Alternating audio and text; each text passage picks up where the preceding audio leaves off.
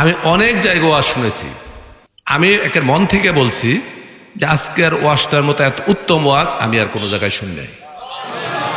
একেবারে উত্তম, এবং এটা পবিত্র মনে বলতেছি। কিন্তু আজকের এই বৎসরের মধ্যে সর্বশ্রেষ্ঠ বয়ান আমি যতটুকু শুনলাম, আমার জীবনে এই বৎসরে সবচেয়ে ভালো ওয়াজ আমি ওনার কাছ থেকে শুনলাম। এটা অনেকে আবারও বলছি, আমি তৃতীয়বারের মতো যে খুশি করার জন্য আমি কোনো কথা বলি নাই এই জায়গায় বসে। আমাদের তো একটু পয়সাওয়ালা হইলেই বেগম পাড়া, ঠিক না?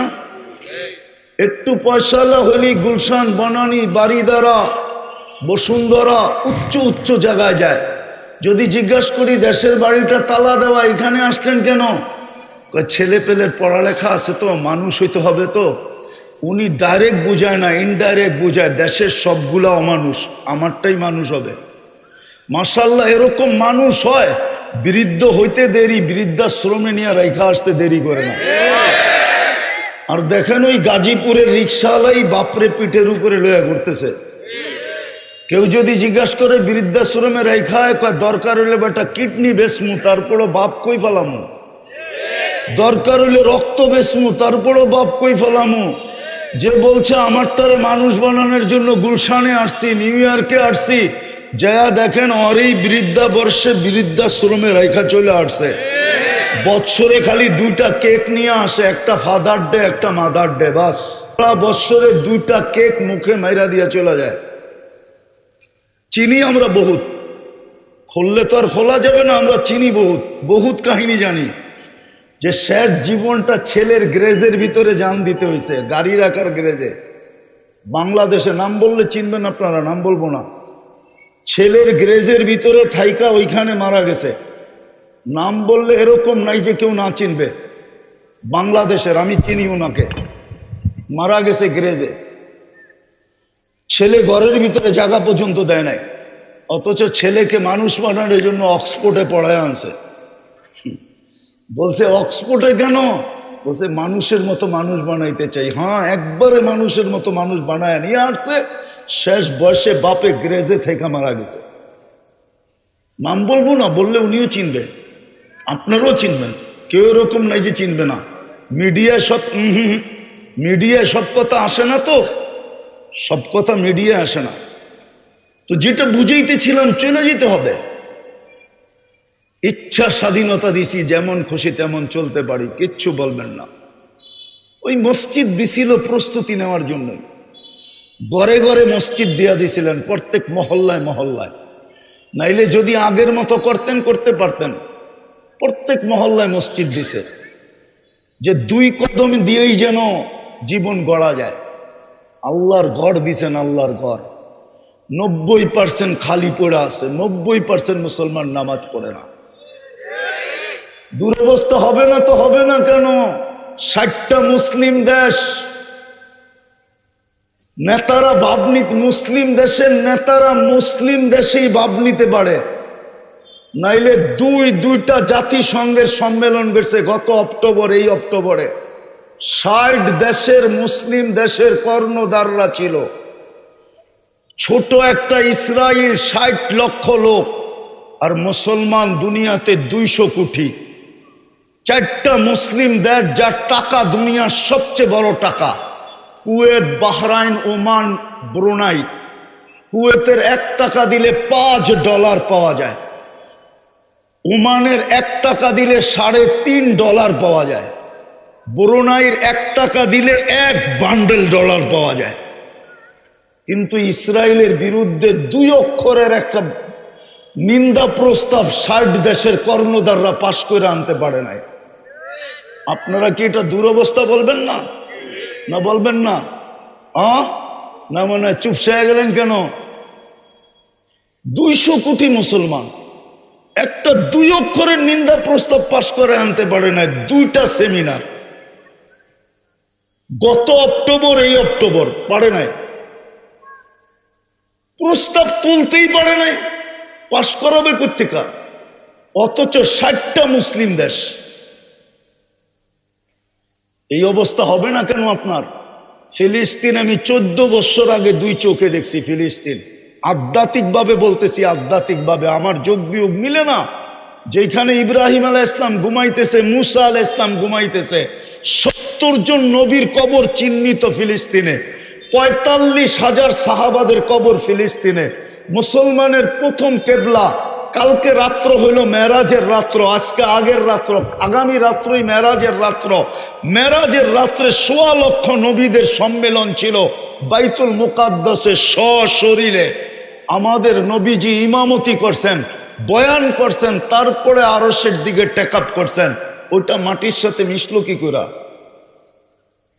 আধ্যাত্মিকভাবে আমাকে যুক্তি দিয়া বুঝান। মিশবে না তো মিশবে না কেন? কেন মিশবে না? 90% মানুষ নামাজ পড়ে না, মসজিদ খালি। আল্লাহ গড় দিল আর খালি পড়ে আছে। গড় দিল আপনার প্রস্তুতি নেওয়ার জন্য, নাইলে হাদিসে কেন আসবে যাকে বেশি মসজিদে দেখতে দেখো, মসজিদে আসতে যাইতে যাকে বেশি দেখো ওর উপরে স্টিকার লাগায় দাও ইমানদার। কি হাদিস বলতেছি না ভুল বলতেছি? যাকে মাগরিব এশা ফজরে আসতে দেখো স্টিকার লাগায় দাও বিন্নুরিত তাম্মি ইয়াউমাল কিয়ামা। কিয়ামতের দিন উঠছে বেশি নূরওয়ালা আলোওয়ালা কেউ হবে না। আরেকটা বললে তো হুজুররা মানবই না। যে মসজিদ আবাদ, মসজিদের সাথে যার যত বেশি ঘনিষ্ঠ হবে পুলসেরাত সে মসজিদে বৈশা পার হবে। মসজিদে বৈশা কিয়ামতের আগে আল্লাহ মসজিদ উঠায় নিয়ে যাবে। বলুক কোন কিতাবে আসেনি কিয়ামত মসজিদ ধ্বংস হবে? বলুক। কোরআন আর মসজিদ আল্লাহ উঠায় নিয়ে যাবে। এটা আল্লাহর ঘর, কিন্তু মসজিদ খালি। আসেন, ইউটার্ন নেই,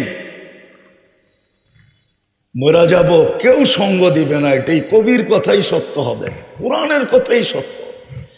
শুধু রাইখা চলে আসবে, তারপরে আর খবর নিবে না। নিলে তো ডেলি কম্বল গায়ে নিতে দেরি, ভিতরে ছ্যাট করে উঠতে দেরি হতো না, দিলের ভিতরে জায়গা উঠতো। হায় আব্বা কবরে, আমি তো কম্বলের নিচে। তখনই মুখ দিয়া দোয়া বাইরিত, রব্বির হামহুমা কামা রব্বায়ানি সগীরা। আয় আল্লাহ, আমাকে তো তুই দুনিয়ার কম্বল উড়াইয়া দিস, বাপটাকে একটু তুই রহমতের কম্বলটা উড়াইয়া দিস। একজনও তো নেই ঘুমানোর সময় বাপের জন্য দোয়া করে। বলেন রাগ হয়ে গেলেন? আসেন তওবা করে ফিরি। আজকে সূর্য বলতে বলতে ডুবছে, লান আউদ ফি হায়াতিকা আবাদা। হতে পারে কাল সকালে কেউ আমাকে উঠতে দেখবে না। এরকম জায়গা ডর্জনকে ডর্জন আমার চোখে দেখা আছে, যেটা রাত মাটির সাথে মিশাইয়া দিয়েছেন। গত ডিসেম্বরে তুর্কিতে এক শহর মাটির সাথে মিশা গেছে, 1.5 লক্ষ লোক মারা গেছে। বাংলাদেশে বারবার আসছে ভূমিকম্প, নড়ছে চড়ছে, কিন্তু পড়ে নাই। এটা সিগন্যাল দিছে কোন দিন চলে আসবে। ঘুমের থেকে উঠা দেখবেন সব মাটির সাথে মিশা আছে। কেননা মসজিদ তো চিৎকার দিতেছে, আল্লাহ মুসল্লি কই? কোরআন ঘরে চিৎকার দিতেছে, আল্লাহ চিৎকার দিতেছে। বৎসরের পর বৎসর পড়ে আসি, সারা বৎসরে একবার উঠায় আমাকে চুমা দেয় না। এরা চুমা দেয় না। বলেন কে আছেন ডেলি কোরআন শরীফ পড়েন বা চুমা দেন? 2-4-5 জন বলবে। এইখানে এরকমও লোক আছে দাড়ি পাইকা গেছে, আজ পর্যন্ত চুমা দিয়া দেখে নেয় কোরআনকে। আল্লাহর কালাম এটা। নিজেকে বেশি আপডেট মনে করেন না যে আমি বড় আপডেট। আপনাকে আল্লাহ বানাইছে, আল্লাহ। নাইলে 1 ফোঁটা দুর্গন্ধময় পানি ছিলাম। এই জন্যই তো আল্লাহ বলে আমা কুনতা মা আম্মা হিনা, তুই কি নিকৃষ্ট পানির ফোঁটা ছিলি না? ফামান জাআলাকা দামা, তোকে রক্তে রূপান্তরিত কে করলো? ওমান জাআলাকা মুযগা, তোকে রক্তপিণ্ডতে রূপান্তরিত কে করলো? ওমান জাআলাকা ইযামা, তো কঙ্কালটা কে তৈরি করলো? ওমান কাসা আলাইহি লাহমা, গোশত আর চামড়ার আবরণ এর উপরে নিখুঁতভাবে কে চড়াইলো? বল আমা কুনতা সগীরা ফামান কাব্বারাক, তুই ছোট ছিলি না, বড় কে করলো? আমা কুনতা যাইফা, তুই কি দুর্বল ছিলি না? ফামান কাওয়াকা, বল তোকে সুঠামত্ব কে দিল? আমা কুনতা জাহিলা, তুই অজ্ঞ ছিলি না? ফামান আল্লামাক, বল না তোর ভিতরে মেধা কে দিল? আমা কুনতা মিসকিনা, মার পেটের থেকে নিশ্চয় কি আসিস নাই? ফামান আগনাকা, তোকে স্বয়ং সম্পূর্ণ কে করলো? ফাইলা আইন, সব পাওয়ার পরে কোন দিকে চললি? কোন দিকে চললি? আইনাল মাফার, কোন দিকে ভাগতেছিস? ইল্লা বিসুলতান, আমার রাজত্বের বাহিরে, আমার রাজত্বের বাহিরে। আনা মাকুম আইনা মা কুনতুম, যেখানে যাবি আমি তোর সঙ্গে আছি। শুধু সময়ের অপেক্ষা করতেছি। পা দিতে দেরি, থাবা মারতে দেরি করব না। আখাযনাহু বাগতাতান, কোরআন থেকে দিতেছি। আল্লাহ বলে ছো মাইরা উঠায় নিব তোকে। হ্যাঁ হ্যাঁ, ইগলের কত জোরে ছো মারে। ইগলের ছো মারার গতি থাকে ঘন্টায় 300 কিলোমিটার। ইগল যখন মাছের উপরে, মুরগির উপরে ছো মারে না, তখন ও যখন আসতে থাকে ওর গতি থাকে ঘন্টায় 300 কিলোমিটার। আল্লাহ বলে এর চেয়েও 100 গুণ গতি দিয়ে আমরা ছো মাইরা উঠায় আনিব। আখাযনাহু বাগতাতান। চলেন আজকে তওবা করি, মসজিদের লগে সম্পর্ক জুড়ি। পারবেন? আল্লাহ আমাদেরকে আমল করার তৌফিক দান করেন। ওমা আলাইনা ইল্লাল বালাগ। আমি অনেক জায়গায় ওয়াজ শুনেছি। আজকের ওয়াজটা আমি যতগুলো ওয়াজ শুনেছি এবং যে প্রধান অতিথি হিসেবে অন্তত 20-30টা ওয়াজে গিয়েছি, আমি একের মন থেকে বলছি যে আজকের ওয়াজটার মতো এত উত্তম ওয়াজ আমি আর কোনো জায়গায় শুনি নাই। একেবারে উত্তম, এবং আমি এটা পবিত্র মনে বলতেছি, অজু অবস্থায় বলতেছি। ওনার কাছ থেকে যতটুকু শুনলাম, আমি বহুত ওয়াজ শুনেছি, চিৎকার পাৎকার, হই হুল্লোড়, মানে একেবারে কেরাতের টান, এরপরে গল্প গুজব, অনেক কিছু আমি শুনেছি। কিন্তু আজকের এই বৎসরের মধ্যে সর্বশ্রেষ্ঠ বয়ান আমি যতটুকু শুনলাম, আমার জীবনে এই বৎসরে সবচেয়ে ভালো ওয়াজ আমি ওনার কাছ থেকে শুনলাম। এটা ওনাকে আবারও বলছি, আমি তৃতীয়বারের মতো, যে খুশি করার জন্য আমি কোনো কথা বলি না এই জায়গায় বসে। আল্লাহুম্মা লাকাল হামদ কামা ইয়ানবাগি লিজালালি ওয়াজহিক ওয়া আযীমি সুলতানিক। আল্লাহ বলার পর্ব ছিল শেষ, শোনার পর্ব ছিল শেষ, ভিক্ষার পর্ব চলতেছে।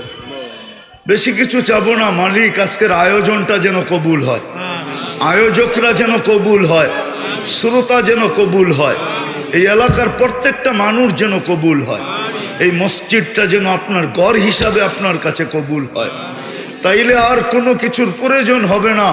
আমাদের এটা বিশ্বাস, এটাকে কমপ্লিট করতে, সাজাইতে যা কিছু প্রয়োজন হবে, এটা আমার বিশ্বাস কোত্থেকে চলে আসবে হয়তো কমিটিও জানবে না কোত্থেকে আসলো, কিভাবে আসলো। যদি আপনার কাছে ঘর হিসাবে কবুল করেন, হায় আল্লাহর প্রয়োজনকে, বেশক মালিক বড় দুঃখ, আপনার ঘরের জন্য কারো কাছে হাত পাতব, অথচ আপনার খাজিনা এত বড়। সমুদ্রে সুই ডুবাইয়া মাথায় পানি লেগা যতটুকু সমুদ্রে কমে, আপনার ভান্ডার থেকে বলে এতটুকু কমে না। বিদায় আপনি খাজানায় গায়েব থেকে পুড়া দেন। যা চাইতে পারলাম তাও দেন, যা চাইতে পারলাম না তাও দেন।